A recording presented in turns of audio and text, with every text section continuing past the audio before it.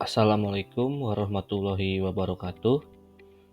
Perkenalkan, saya Fadli Alfian dari Universitas Satyagama, Prodi Teknik Sipil semester 4.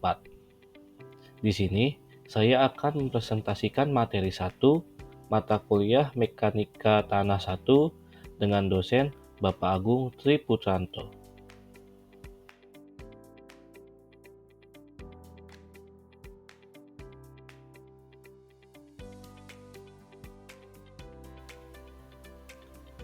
Sebelumnya, apakah di sini sudah ada yang pernah untuk membahas tentang mekanika tanah? Jika belum, mari kita bahas bersama-sama. Apa itu mekanika tanah?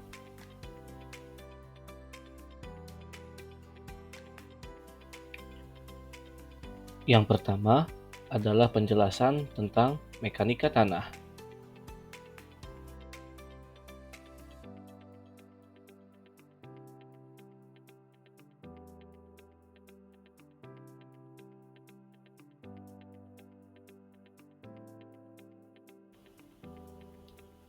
Menurut Braja Emdas, mekanika tanah adalah cabang dari ilmu pengetahuan yang mempelajari sifat fisik dari tanah dan kelakuan massa tanah tersebut bila menerima bermacam-macam gaya. Menurut Wikipedia, istilah mekanika tanah diberikan oleh Carl von Terzaghi pada tahun 1925 melalui bukunya yang berjudul bahasa Indonesia, yaitu Mekanika Tanah berdasarkan pada sifat-sifat dasar fisik tanah, yang membahas prinsip-prinsip dasar dari ilmu mekanika tanah modern dan menjadi dasar studi-studi lanjutan ilmu ini. Sehingga Terzaghi disebut sebagai Bapak Mekanika Tanah.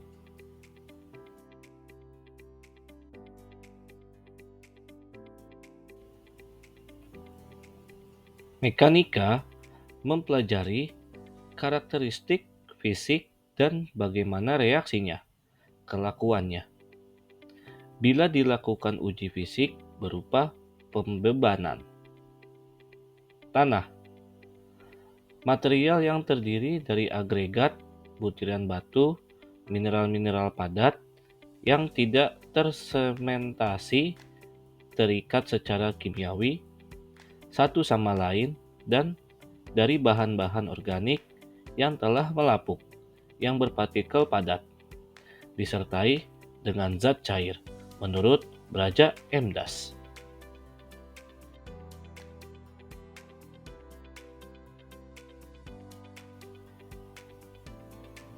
Apa saja yang kita pelajari tentang mekanika tanah?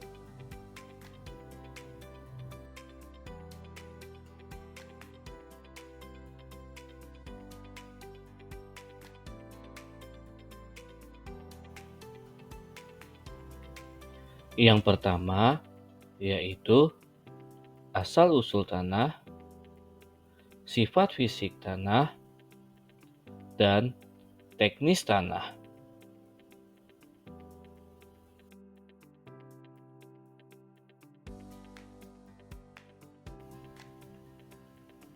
Asal-usul tanah. Tanah terbentuk dari hasil pelapukan batuan induk melalui proses fisik, kimia, maupun biologis. Secara umum, asal-usul tanah dapat dibagi menjadi poin 1, pelapukan fisik, mekanis. Batuan hancur karena perubahan suhu, tekanan, air, angin, ataupun es. Misalnya, batuan granit pecah menjadi butiran pasir. Poin 2, pelapukan kimia. Reaksi kimia dengan air, oksigen, ataupun asam organik yang mengubah mineral menjadi tanah lempung. Poin 3, pelapukan biologis. Aktivitas akar tanaman, mikroorganisme, dan hewan kecil yang membantu penghancuran batuan.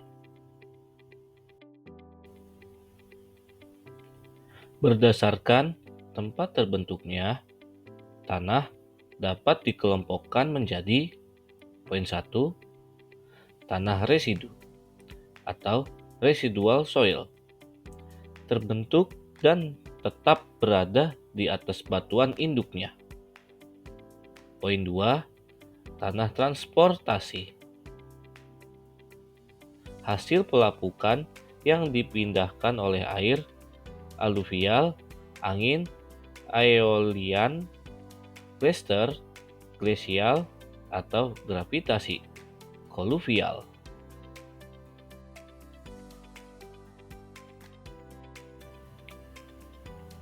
Sifat fisik tanah. Sifat fisik tanah adalah ciri-ciri yang dapat diamati ataupun diukur tanpa mengubah komposisi kimianya. Beberapa sifat penting tanah yaitu poin 1, warna tanah.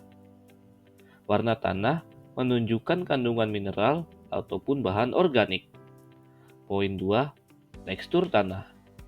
Tekstur tanah perbandingan butir pasir, debu, dan lempung. Poin 3, struktur tanah. Susunan agregat butiran, remah, gumpal, ataupun lempeng. Poin 4, porositas. Volume pori dibandingkan volume padatan. Poin 5, kadar air. Perbandingan air dalam tanah dengan berat kering tanah. Poin 6, berat jenis butiran tanah. Perbandingan massa butiran tanah dengan massa air pada volume yang sama. Poin 7, berat volume tanah. Berat tanah per satuan volume bisa kering, basah, atau jenuh. Poin 8, permeabilitas. Kemampuan tanah dalam meloloskan air.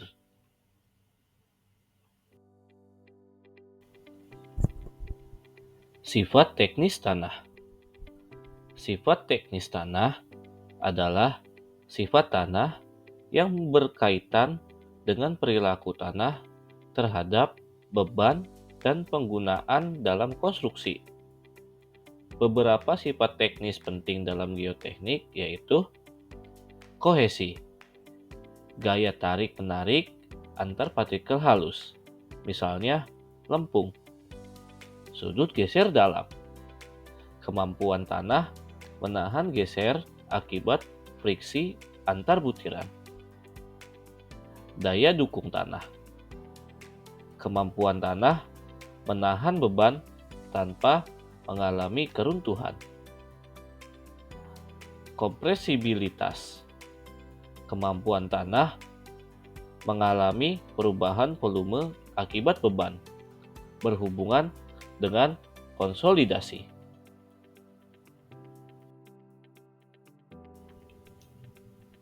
Plastisitas, kemampuan tanah untuk berubah bentuk tanpa retak, diuji dengan Ettenberg limit. Shear strength, kuat geser. Kemampuan tanah menahan gaya geser sangat penting untuk stabilitas lereng dan pondasi. Settlement, penurunan. Deformasi vertikal akibat beban meliputi primary settlement karena konsolidasi dan secondary settlement karena reorientasi butir. 2. Klasifikasi tanah, karakteristik tanah, butiran kasar, dan butiran halus.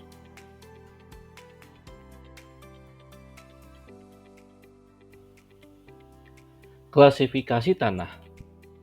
Dalam mekanika tanah, klasifikasi digunakan untuk mengelompokkan tanah berdasarkan ukuran butir dan sifat-sifatnya. Ada dua sistem klasifikasi yang umumnya dipakai, yaitu A. Berdasarkan ukuran butir. Bisa dilihat sebagai berikut.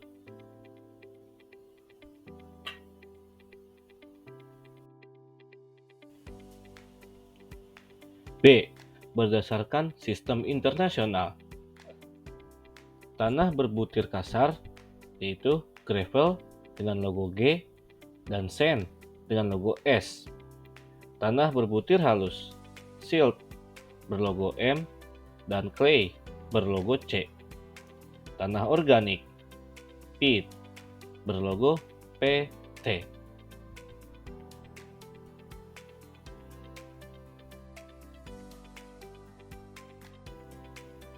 Karakteristik tanah butiran kasar.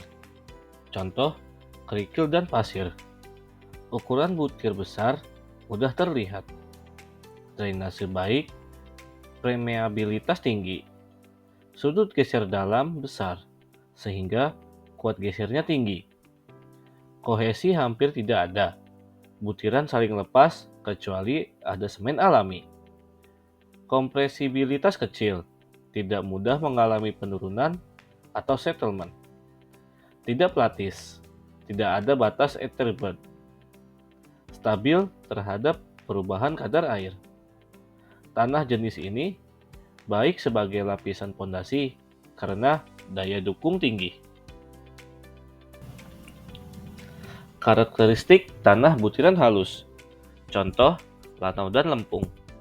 Ukuran butir sangat kecil, sulit dilihat dengan mata. Drainase jelek, permeabilitas rendah, sudut geser dalam kecil, relatif lemah terhadap beban geser. Kohesi tinggi, terutama lempung, karena ada gaya elektrostatik antara partikel. Kompresibilitas besar, mudah mengalami konsolidasi atau penurunan. Plastis, mempunyai Etherbeard limit. Sifat sangat dipengaruhi kadar air, bisa kaku, plastis, atau cair. Tanah jenis ini perlu diperhatikan dalam konstruksi, karena bisa menimbulkan masalah settlement dan stabilitas. 3. Konsep hubungan antara tegangan air dan aliran air pada tanah. Tegangan air dalam tanah. Air di dalam tanah ada dalam pori-pori antar butiran. Tekanan air dalam pori disebut dengan air pori. Pada tanah jenuh, air, pori terisi penuh oleh air. U dipengaruhi oleh tinggi kolom air, tekanan hidrostatik. Pada tanah tidak jenuh, ada kombinasi air plus udara.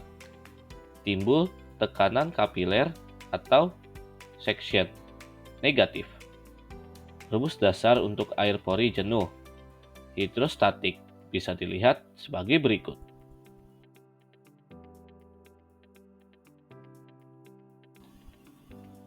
Konsep aliran air dalam tanah. Air bergerak di dalam tanah karena adanya perbedaan energi, head. Energi air dinyatakan dengan rumus sebagai berikut. Jadi, aliran air terjadi dari tempat dengan energi total tinggi ke energi rendah.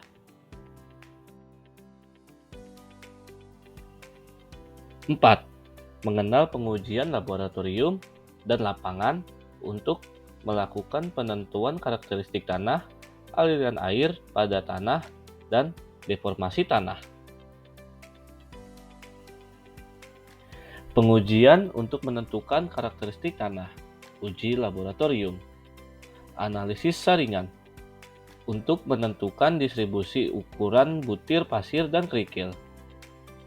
Hidrometer test untuk menentukan ukuran butir halus, lanau, dan lempung. Etherbeard limit menentukan batas plastisitas tanah halus. Berat jenis tanah dengan pyknometer. Kadar air, oven drying method. Berat volume tanah dihitung dari sampel utuh.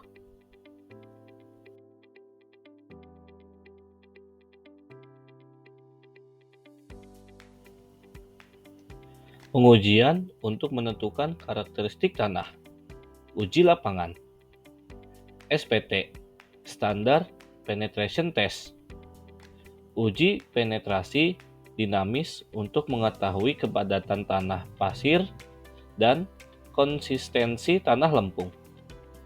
CPT atau sondir, Count Penetration Test, mengukur tanah ujung dan geser selimut untuk klasifikasi tanah dan estimasi daya dukung.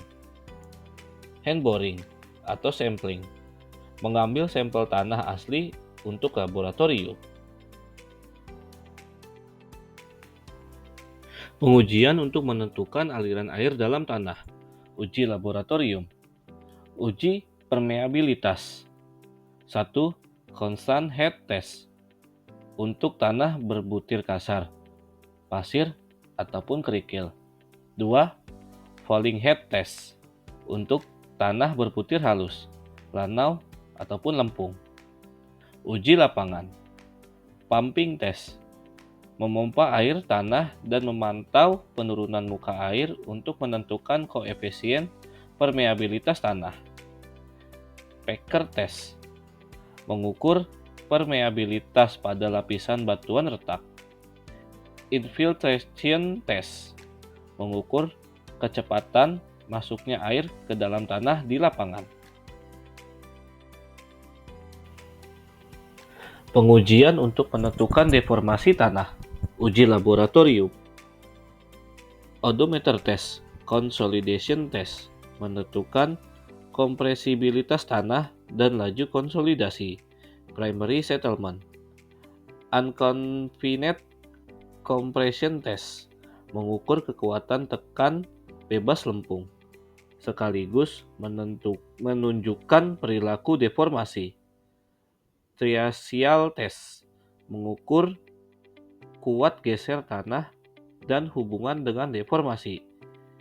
Direct shear test, untuk mendapatkan kohesi dan sudut geser dalam. Uji lapangan. Plate load test, mengukur langsung daya dukung dan deformasi tanah akibat beban. Settlement plate, mengukur penurunan tanah secara bertahap. Pressure meter test, memasukkan alat silinder ke tanah, kemudian diberi tekanan, menilai deformasi lateral tanah. Fan shear test, untuk menentukan kuat geser tak terdrainasi pada lempung lunak. 5. Aplikasi mekanika tanah untuk menyelesaikan masalah geoteknik sederhana. Aplikasi mekanika tanah dalam geoteknik. Mekanika tanah adalah dasar dari rekayasa geoteknik yang digunakan untuk mempelajari perilaku tanah terhadap beban, air, dan gaya luar. Beberapa aplikasi utama dalam masalah sederhana antara lain: A. Daya dukung tanah. Masalah: menentukan apakah tanah mampu menopang pondasi bangunan tanpa mengalami keruntuhan geser. Aplikasi: menggunakan teori daya dukung Terzaghi atau Meyerhof. Contoh sederhana: menentukan ukuran pondasi dangkal untuk rumah satu lantai di atas tanah pasir padat. B. Penurunan tanah, settlement. Masalah: bangunan bisa miring atau retak karena tanah di bawah turun. Aplikasi: menggunakan hasil uji konsolidasi odometer untuk menghitung primary settlement dan secondary settlement. Contoh sederhana: menghitung penurunan pondasi akibat timbunan tanah di atas lempung lunak. C. Stabilitas lereng. Masalah: lereng jalan, tanggul, atau bukit bisa longsor jika gaya geser tanah lebih kecil daripada gaya pendorong. Aplikasi: menghitung faktor keamanan dengan metode irisan Bishop Fellenius. Contoh sederhana: Mengecek apakah lereng tanah galian dengan tinggi 5 meter aman dari longsor. D. Aliran air dalam tanah. Masalah. Air merembes melalui bendungan tanah atau dinding penahan. Bisa menimbulkan piping atau erosi internal. Aplikasi. Menggunakan analisis jaring aliran, flownet, atau hukum Darcy. Contoh sederhana. Menghitung debit rembesan pada bendungan tanah homogen. E. Tekanan tanah lateral. Masalah. Dinding penahan tanah, retaining wall, basement, menerima tekanan dari tanah di belakangnya. Aplikasi. Menggunakan teori Rankine atau Coulomb untuk menghitung active pressure dan passive pressure. Contoh sederhana, mendesain dinding penahan tanah untuk galian sedalam 3 meter. Perbaikan tanah, soil improvement.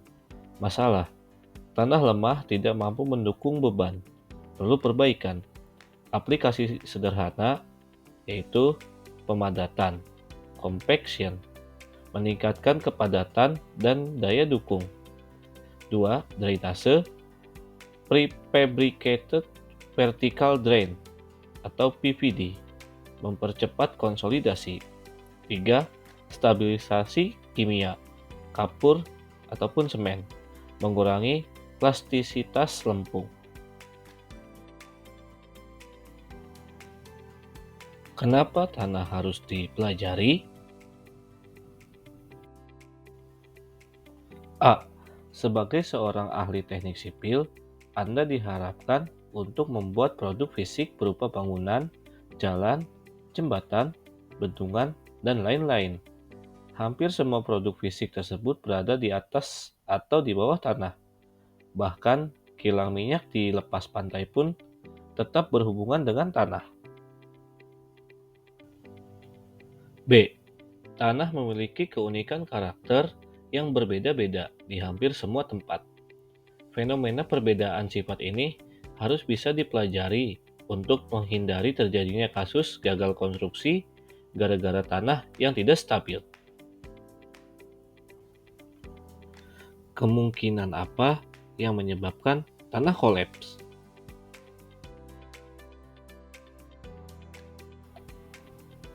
Kemungkinan kolaps ini bisa terjadi akibat faktor dari tanah dan lingkungannya, atau karena produk fisik teknik sipil yang dibuat di atas tanahnya.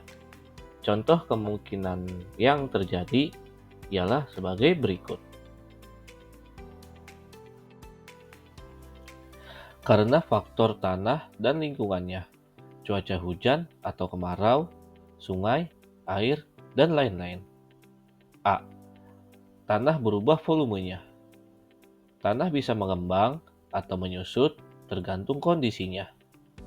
Akibat kadar air, lempung mengembang ketika menyerap air. Lempung menyusut ketika mengering. Akibat beban luar. Kompaksi, volume pori berkurang karena dipadatkan. Konsolidasi, volume tanah berkurang karena air keluar dari pori akibat beban jangka panjang. B. Perubahan bentuk, deformasi geser. Selain volume, tanah juga bisa berubah bentuk akibat gaya luar. Elastis, tanah kembali ke bentuk semula jika beban dilepas, mirip pegas tapi jarang murni elastis. Plastis, tanah berubah bentuk permanen tanpa kembali ke kondisi awal, umumnya pada lempung plastis. Keruntuhan, jika tegangan melebihi kuat geser tanah, maka akan terjadi longsor, geser, ataupun runtuh. C. Tanah berubah bentuk jadi lunak. Kalau tanah berubah menjadi lunak, itu berarti sifat teknisnya menurun sehingga daya dukung dan kekuatan berkurang. Dalam mekanika tanah, Ada beberapa penyebab utama tanah menjadi lunak, yaitu kadar air meningkat. Saat musim hujan atau ada genangan, pori tanah terisi air, maka tegangan efektif. Contoh, tanah lempung yang kering keras setelah hujan berubah menjadi lunak atau plastis. Jenuh air. Jika pori tanah penuh air menahan beban, maka butiran tanah tidak saling mengunci dengan baik. Bisa terjadi pada tanah dasar jalan setelah banjir, tanah tidak mampu menahan beban kendaraan. Disturbance, gangguan struktur tanah. Tanah yang dipadatkan bisa jadi lunak bila diganggu, misalnya akibat penggalian atau getaran.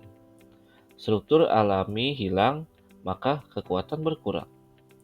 Proses konsolidasi belum selesai. Tanah lempung lunak yang masih mengandung air pori berlebih, maka sifatnya lunak sampai air keluar. Bahan organik tinggi. Tanah gambut atau organik bersifat lunak karena banyak rongga. Kompresibilitas tinggi dan daya dukung rendah.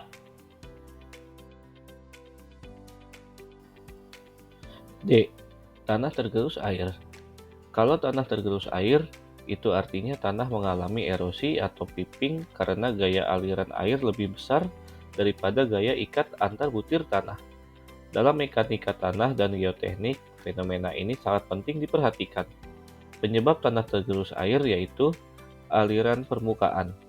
Hujan deras, maka aliran air di permukaan membawa butiran tanah. Terjadi di lereng terbuka, lahan pertanian, atau tanggul yang tidak ditutup vegetasi. Aliran bawah tanah. Air merembes melalui pori tanah, maka butiran halus terbawa keluar. Menimbulkan piping terowongan kecil dalam tanah. Sering terjadi pada bendungan tanah ataupun tanggul sungai. Gelombang atau arus sungai atau laut. Erosi pada tebing sungai, pantai, atau saluran irigasi. Tanah berbutir halus tidak terkonsolidasi. Pasir lepas atau lanau mudah hanyut bila terkena arus air. Jenis-jenis penggerusan. Erosi permukaan. Tanah bagian atas terbawa air hujan. Erosi tebing sungai. Aliran sungai menggerus dinding sungai. Erosi internal. Piping. Air merembes melalui pondasi atau tanggul, maka butiran tanah keluar, lama-lama terbentuklah rongga. Karena interaksi dengan produk fisik teknik sipil, bangunan, jalan, jembatan, bendungan, dan lain-lain. A.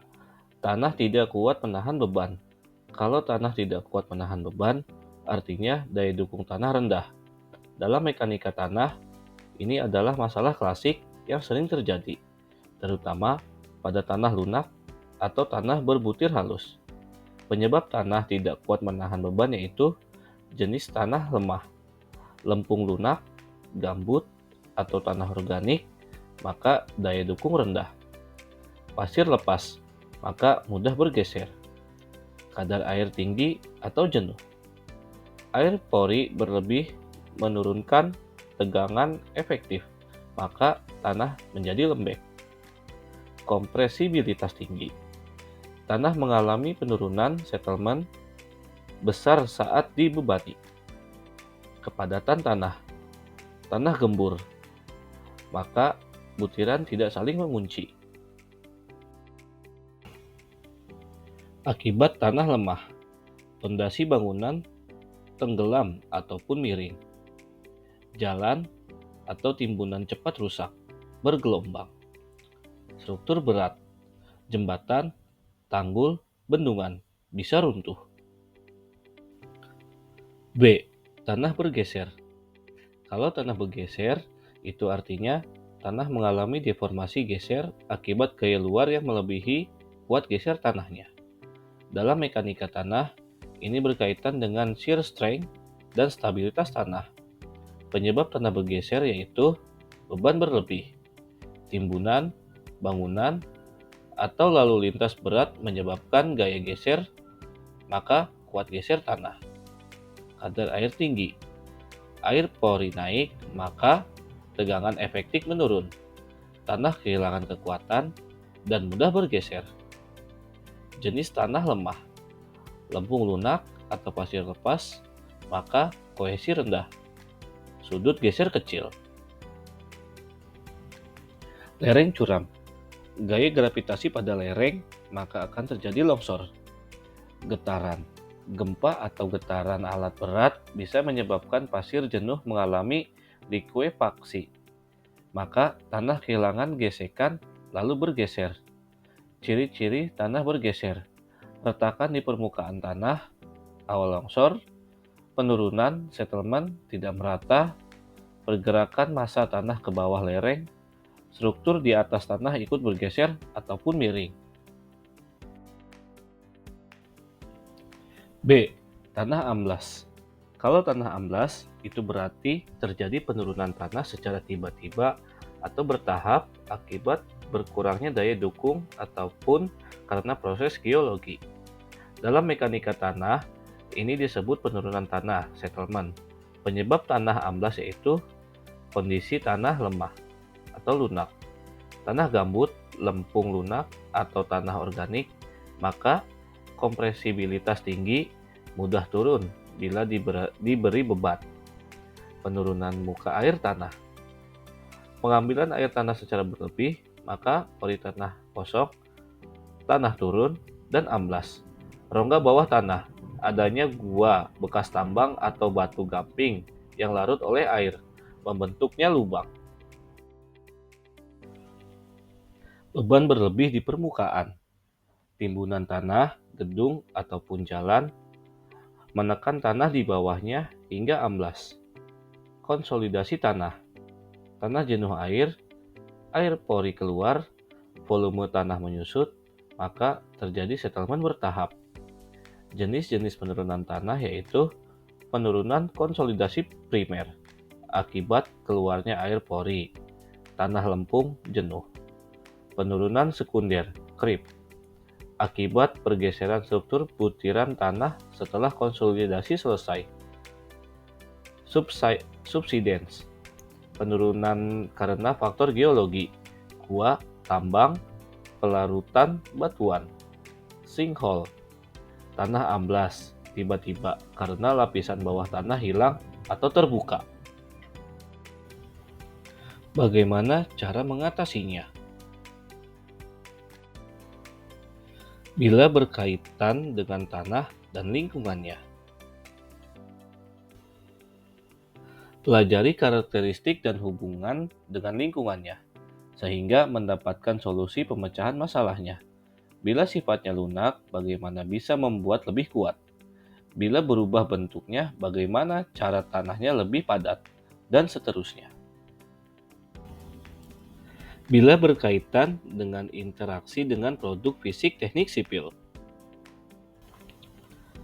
Pelajari gaya-gaya interaksi antar tanah dan produk fisik teknik sipil sehingga didapat upaya-upaya menghindari terjadinya kegagalan konstruksi.